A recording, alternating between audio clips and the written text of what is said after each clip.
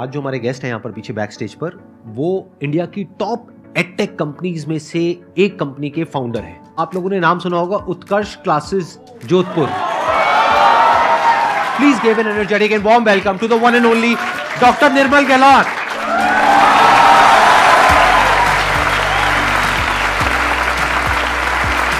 आइए सर। नमस्कार।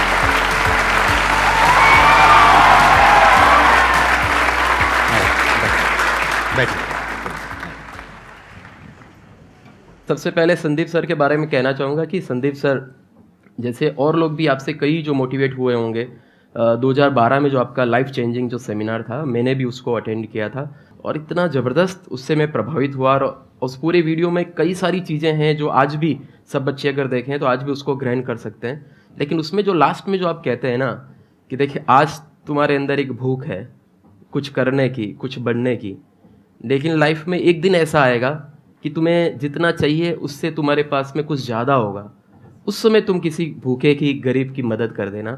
सर मैं आपको बताऊं 2012 से लेके अब तक मैं रुका नहीं हूं। जो बच्चे जानते हैं सबको पता होगा, हमने जो गुरुकुल बनाए, हॉस्पिटल्स बनाए, लाइब्रेरीज स्थापित की, एम्बुलेंसेज जो चलाई, मतलब राजस्थान मुझे लगता है आज की तारीख में मुझे लोग एंटरप्रेन्योर से ज़्यादा एक सेवाभावी व्यक्तित्व के रूप में जानते हैं। और वो जो 2012 में जो मैंने आपका वो वीडियो देखा, मतलब उस समय जब लास्ट में जब आप बोलते हैं कि मैं हाथ जोड़ के मांगता हूँ आप सबसे, तुम्हारी देना चाहो, इच्छा हो तो देना, नहीं तो नहीं देना, मतलब उस समय मैं पूरा वीडियो देखते हुए इतना भावुक था कि यार बंदा जो मांगेगा ना उसको देंगे। लेकिन जब आपने ये मांगा किसी की भलाई कर लेना, मदद कर देना, मतलब इतना टच हुआ कि मतलब उसको शब्दों में बयान नहीं कर सकते।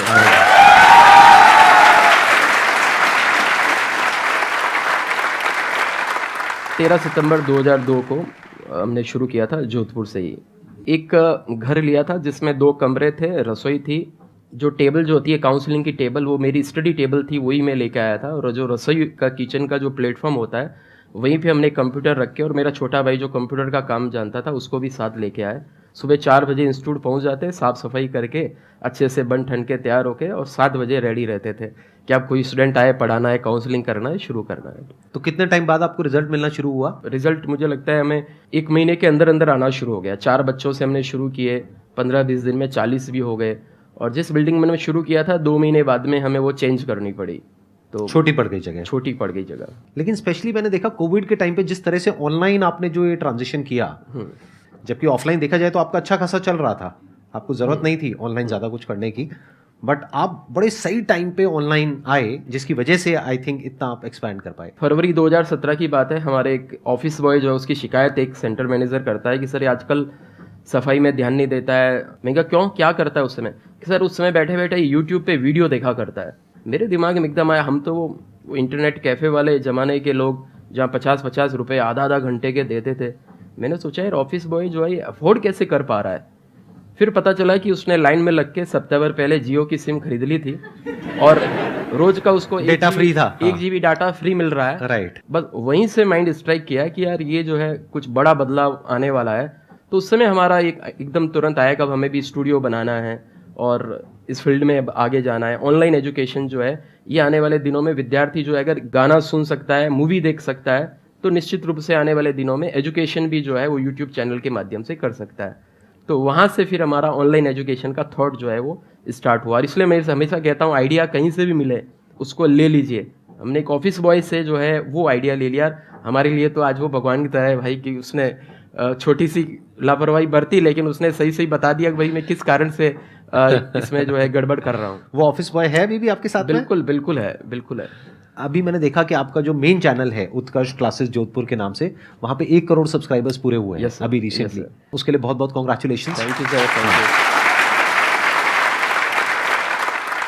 बेसिकली क्या होता है, देखो ध्यान से समझना कि जो एंटरप्रेन्योरशिप होती है ना, उसमें क्या होता है कि कुछ मार्केट लीडर्स होते हैं, उसमें से बहुत सारे ऐसे प्लेयर्स होते हैं जो टाइम के साथ साथ खत्म हो जाते हैं। एक टाइम पे लीडर थे लेकिन 10-20 साल बाद वो खत्म हो जाते हैं, उनको कोई नहीं जानता है।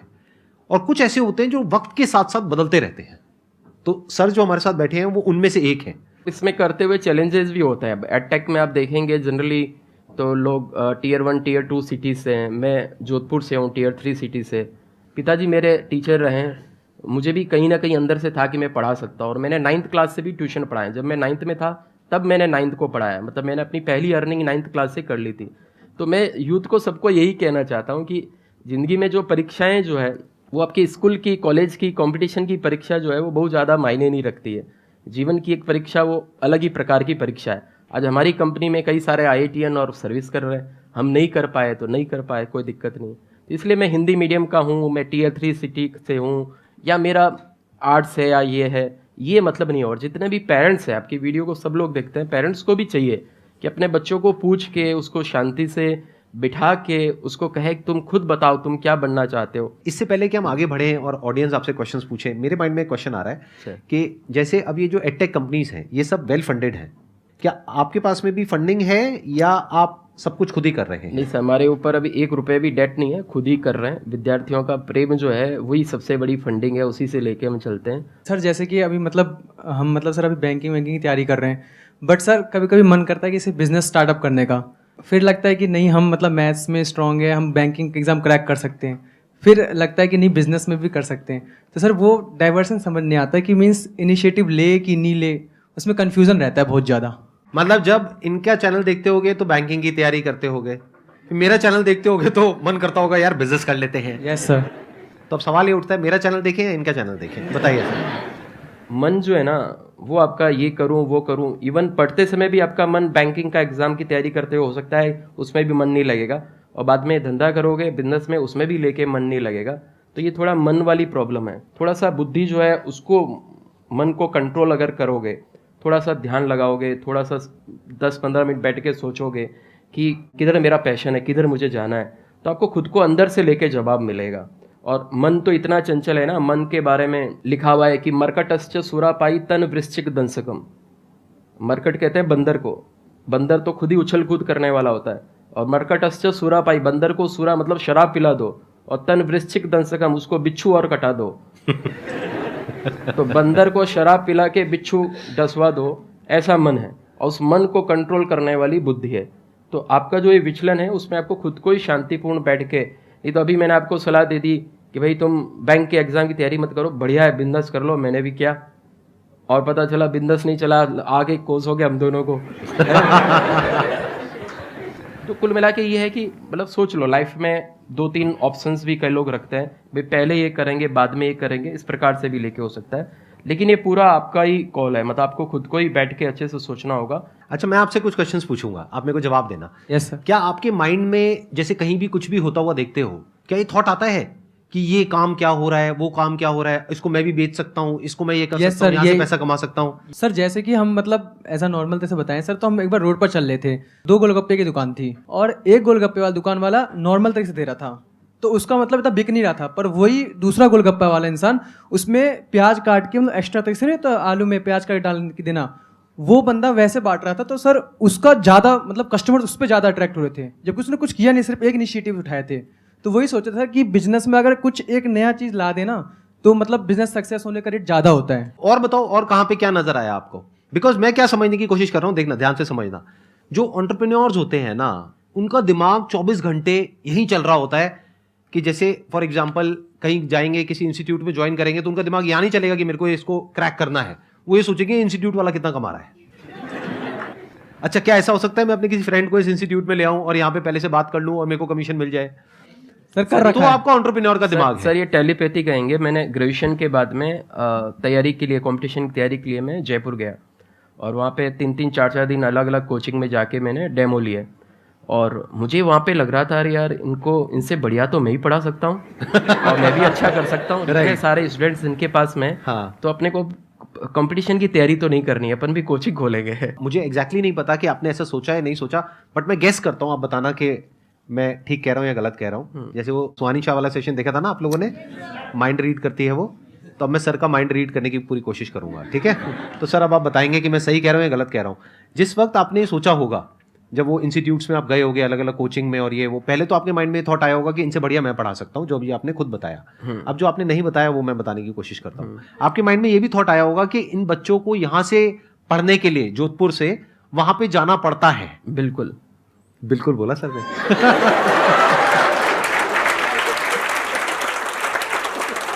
क्या हो अगर मैं कुछ ऐसा कर दूं कि उनको बड़े शहर ना जाना पड़े, यहीं पर मैं उनको उस लेवल की एजुकेशन दे पाऊं जो उनको बड़े शहर जा करके मिलती है, तो उनकी कॉस्ट भी बचेगी, रहने खाने का खर्चा भी बचेगा, और मैं यहां पर उसको बहुत अच्छे से कर पाऊंगा। तो एक गैप आपको नजर आया? बिल्कुल सर, बिल्कुल। दूसरी बार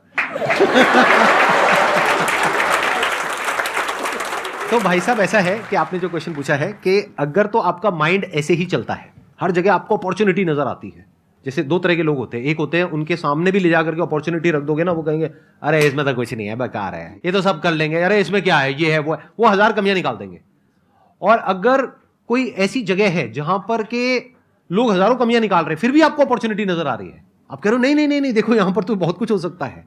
जैसे इन्होंने जब सोचा होगा, जाकर के अपना सबसे डिस्कस किया होगा, तो सब लोगों ने यही बोला होगा कि इसमें क्या पड़ा है, यहाँ पर तो कोई कर ही नहीं रहा है, ऐसा तो कुछ हो ही नहीं रहा है। सब लोगों का छोड़ो, चाचा मामा लोगों ने भी कहा करे भाई इतने सारे कोचिंग पहले से हैं, तू कैसे करेगा कैसे करेगा।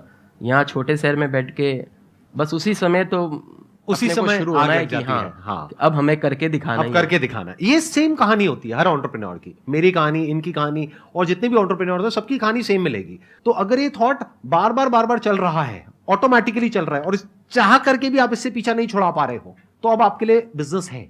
सर जैसे कि नोटिस करते हैं ना, तो मीन्स की उसके मतलब सोचते रहते हैं कि इस टाइप से, मतलब इनिशिएटिव लेने में वो प्रॉब्लम होती है कि जैसे सोचते हैं तो फिर फैमिली का प्रेशर आता है कि नहीं बैंकिंग की जॉब तैयारी करो, बट जब तैयारी प्रिपरेशन स्टार्ट करते तो माइंड में चलता रहता है कि ऐसा हो जाता तो यार ऐसा हो सकता है। तो फिर आपके लिए बिजनेस नहीं है। साफ कहना, सुखी रहना, कड़वा बोल रहा हूं लेकिन सच है, ध्यान से सुनना। अगर बिजनेस आपके लिए एक्चुअल में होगा तो आप ये सब बोलोगे ही नहीं जो अभी आप बोल रहे हो कि फैमिली का प्रेशर आता है, या फैमिली ऐसे बोलेगी वैसे बोलेगी, ये बोलेगी वो बोलेगी, व्हाटएवर, या फिर ये प्रेशर की वजह से मैं रुक जाता हूं। आप नहीं रुक सकते ना। जैसे अगर प्रेशर आता है आपको, बहुत तरह के प्रेशर होते हैं, अभी कोई प्रेशर आ रहा है, मान लेते हैं आ रहा है, और मान लेते हैं बहुत तेज आ रहा है, बहुत जोर का, जितना जोर का आज से पहले कभी नहीं आया, रुकोगे मेरे कहने पे या किसी के भी कहने पे, या भाग जाओगे बाहर? भाग जाएंगे सर। तो बिजनेस आपके लिए है, समझिए।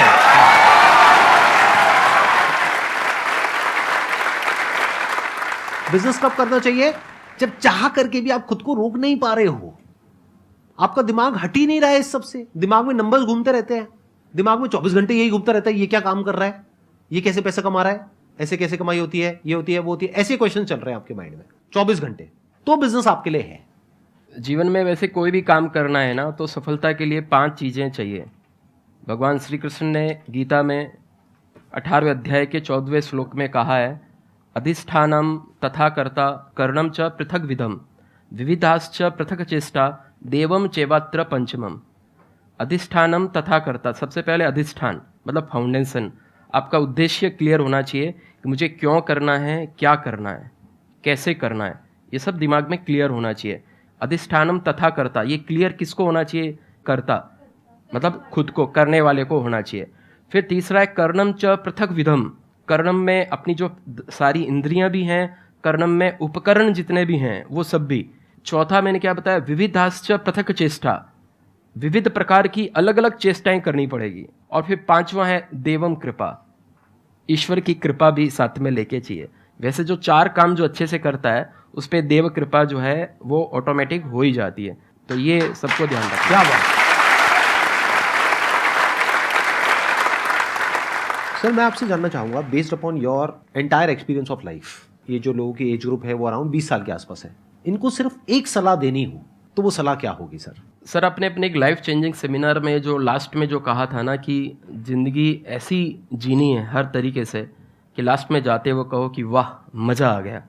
इसी में एक लाइन और मैं ऐड करूँगा, इतनी ज़बरदस्त तरीके से, इतनी शानदार तरीके से जीनी है, ईमानदारी से जीनी है, शुचिता के साथ जीनी है, लोगों की भलाई करते हुए जीनी है, जो भी काम करना है उसको पूरा प्रामाणिकता के साथ काम करना है। ईश्वर ने ये शरीर दिया है, इस शरीर का अच्छे से पालन पोषण करना है। ईश्वर ने हमें माता पिता दिए हैं, जो कुछ दिया है वो ईश्वर ने दिया है ना। नौकरी जो है वो भी हमें ईश्वर देगा, उसके लिए हमें जम के मेहनत करनी है। नौकरी मिलने के बाद में वहाँ पे पूरी ईमानदारी के साथ काम करना है।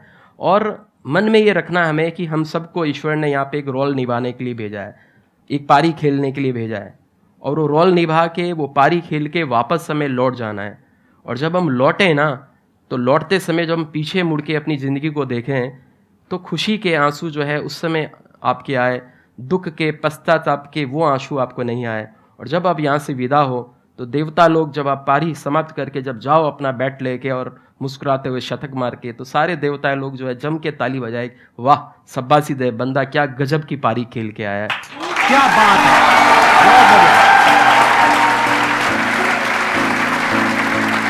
Thank you so much sir.